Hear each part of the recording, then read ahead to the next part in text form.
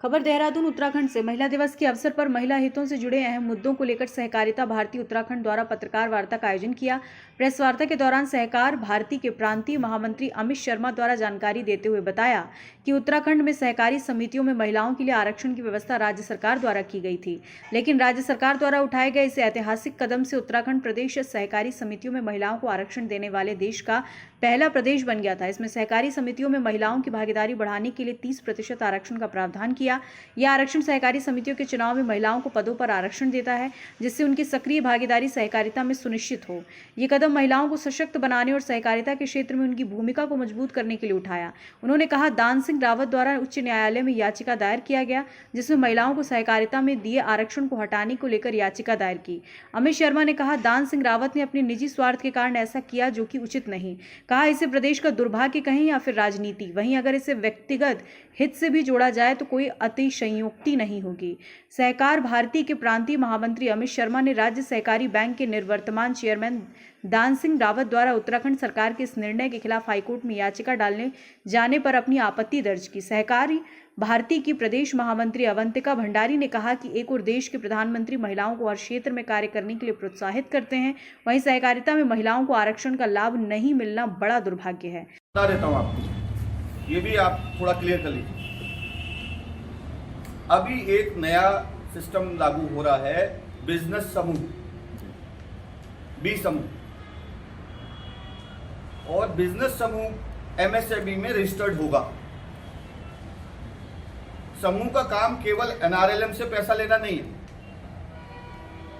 जो हमारी बहुउद्देशीय किसान सहकारी समितियां हैं, समूह को वहां से भी पैसा मिलता है, वो वहां से भी अपना पैसा ले सकती हैं, और वहां 0% पे है जी।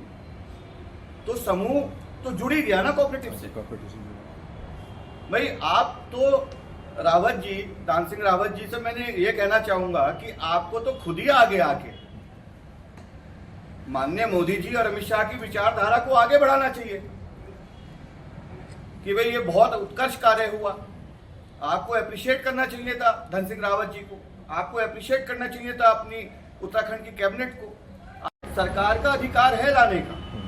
2003 में जब असाधारण बजट लागू हो गया, महिला आरक्षण को ला सकते थे, उसमें निर्बल के आरक्षण को ला सकते थे। जब वो लागू हो गया तो कैबिनेट उसको पास कर देती है।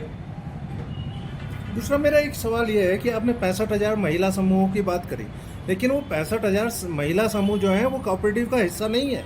नहीं, मैं मानता हूँ वो कोऑपरेटिव का कहीं हिस्सा नहीं है, उनको ना मेंबर बनाया गया। मानता हूँ मैं। 65,000 में एक महिला समूह में आप ही बताइए कितने लोग होते हैं? एक महिला समूह में तकरीबन किसी में 24 है, किसी में 12 है, अलग अलग समूह वो बने हुए हैं। अमूमन 24 के करीब है। कितने हो गए 65,000? आप लगा लीजिए जी, है ना। करीबन 7 से 8 लाख महिलाएं काम कर रही हैं। हाँ जी। मैं केवल आपको एक उदाहरण पेश कर रहा हूँ, जहाँ 8 या 9 लाख महिलाएं काम कर रही हैं। उसके अलावा आप पहाड़ पे जाइए, गढ़वाल में जाइए, कुमाऊं में जाइए, महिला आगे है जी। उस प्रदेश में यदि पहली बार महिला आरक्षण लागू होता है कोऑपरेटिव में जी, तो मेरा नाम अवंतिका भंडारी है। मैं सहकार भारती में प्रदेश मंत्री और राष्ट्रीय कार्यकारिणी सदस्य हूँ। बात शुरू करने से पहले आज जैसे कि अंतर्राष्ट्रीय महिला दिवस है, और इसीलिए एक लाइन के साथ शुरू करना चाहूँगी। यत्र नार्यस्तु पूजन्ते रमन्ते तत्र देवता। जहाँ पर महिलाओं की इज्जत और सम्मान होता है, वहीं पर देवी देवता निवास करते हैं। तो इस परिप्रेक्ष्य में ये बात कहना चाहूँगी, जैसे कि अभी निर्वाचन थे कोऑपरेटिव में, सहकारी समितियों में, तो उसमें कुछ मुद्दों पर हाई कोर्ट में चुनौती दी है। तो उसमें जो है नियमावली 2018 के 12 ख के हिसाब से 2 पॉइंट हैं, जिसमें एक पॉइंट है कि सदस्यता का, और दूसरा पॉइंट है महिला के आरक्षण को खत्म करना। तो मेरा ये कहना है कि हम जो महिलाएं हैं, जितनी हैं, मैं पर्वतीय क्षेत्र से बिलोंग करती हूँ, और वहाँ पर जो है महिलाओं की जो प्रतिभाग है वो ज़्यादा है। वहाँ पर जो लोगों ने ज़्यादातर पलायन कर चुके हैं, तो महिलाओं की जनसंख्या ज़्यादा है। तो वहाँ पर कृषि जो करती है वो महिलाएं ही करती हैं। अगर हम उनको नेतृत्व नहीं देंगे, उनका प्रतिनिधित्व नहीं कर पाएंगे वो लोग, तो उसमें जो है वो लोग बहुत हतोत्साहित होते हैं। जैसे कि 2024 में सहकार भारती और बाकी संस्थाओं ने प्रस्ताव दिया था 33% आरक्षण का सहकारी समितियों में। तो उसमें महिलाओं की भागीदारी काफी बढ़ गई थी। लेकिन जब ये तिथि आई तो उस समय कुछ लोग जो हैं वो हाई कोर्ट चले गए। उसकी वजह से जो है बरखा के प्रावधान में कोई भी आरक्षण नहीं है, तो वो निरस्त हो गया।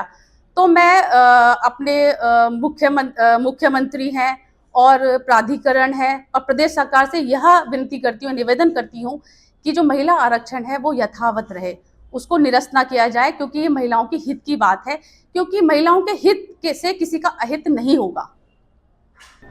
मैं माननीय मुख्यमंत्री, प्रदेश सरकार, अपने माननीय सहकारिता मंत्री धन सिंह रावत जी का बहुत बहुत धन्यवाद करती हूँ। महिला सशक्तिकरण की दिशा में उन्होंने सहकारिता के क्षेत्र में 33% का आरक्षण लागू किया था, जिस पर जो है कुछ लोग हाई कोर्ट में उन्होंने चुनौती दी है और जो निर्वाचन है वो निरस्त हो गए हैं। तो मैं ये चाहती हूँ कि अब इतना अध्यक्ष जी, जैसे कि आज आप सहकारिता निर्वाचक प्राधिकरण में आपने क्या क्या मांग रखी चुनाव को लेके? देखिए, हम सभी सहकार हमारे साथ सभी जिलों के पूर्व अध्यक्ष और माननीय उच्च न्यायालय में जिनके द्वारा अपनी पिटीशन याचिका डाली गई है, मांगे राम जी मेरे साथ हैं, जिसके रीट पर जो हमारी आपत्ति है, न्यायालय से जो हम न्याय की मांग कर रहे हैं, मूल रूप से 21 तारीख के फैसले में माननीय न्यायालय द्वारा ये व्यवस्था की गई है कि प्रदेश में अब जो सहकारी निर्वाचन है वो 12 खाका जो मूल सिद्धांत है उसके तहत निर्वाचन होना चाहिए। लेकिन आज सुबह जब अखबारों के माध्यम से निर्वाचन प्राधिकरण की विज्ञप्ति सामने आई तो उससे ये पता चलता है कि आज भी निर्वाचन प्राधिकरण द्वारा 12 खाका सही पालन नहीं हो रहा है, जिस पर हमें आपत्ति है। हम सभी लोगों ने लिखित रूप में न्यायालय से मानिए जो आदेश हुआ है उसी के आलोक में निर्वाचन कराने के लिए प्राधिकरण से मांग की है, क्योंकि उस निर्णय के अनुसार 12 खा मूल वहां से शुरू होता है सदस्यता को लेकर।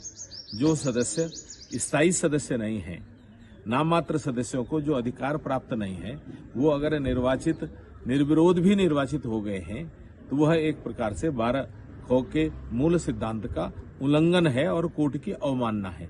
यही बात बताने के लिए हम यहाँ आए हैं और माननीय न्यायालय के द्वारा 21 तारीख के फैसले के पैरा 17 में स्पष्ट कहा गया है कि प्राधिकरण 2018 की नियमावली से निर्वाचन कराए।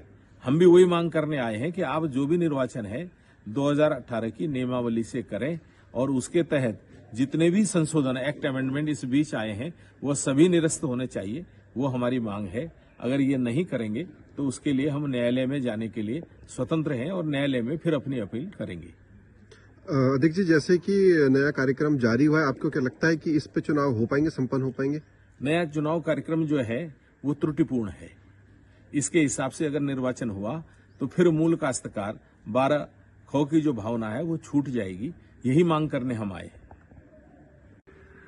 मांगेराम जी, जैसे कि आपने आज प्रकरण में यहाँ बोला है कि निर्विरोध लोगों को भी हटाया जाए, फिर से उनका चुनाव किया, क्या है प्रकरण? ये प्रकरण ये है कि माननीय न्यायालय ने कहा है, माननीय उच्च न्यायालय ने कहा, डबल बेंच सिंगल बेंच ने कहा कि 12 खा का पूर्णतः पालन किया जाए, लेकिन जो निर्विरोध डायरेक्टर हैं वो 12 खा का पूर्णतः पालन नहीं करते। क्योंकि हमने प्राधिकरण को अवगत करा कि जब वो लोग मतदाता सूची में नहीं रहे तो वो डायरेक्टर कैसे रहेंगे। और आज जो इनका कार्यक्रम जारी है वो त्रुटिपूर्ण है। उसमें इन्होंने लिखा है कि वो छेड़े नहीं जाएंगे, तो वो गलत है। उसके लिए अगर ये से ठीक करते हैं तो ठीक है, नहीं तो फिर हमें माननीय न्यायालय की शरण लेनी पड़ेगी। खबर भारतवर्ष के लिए देहरादून उत्तराखंड से सुरेंद्र धनित्रा की रिपोर्ट। अपने शहर, अपने प्रदेश की ताजा खबरों के लिए लाइक करें, शेयर करें, सब्सक्राइब करें और हाँ, बेल आइकन दबाना ना भूलें, क्योंकि खबर हमारी, फैसला जनतंत्र का।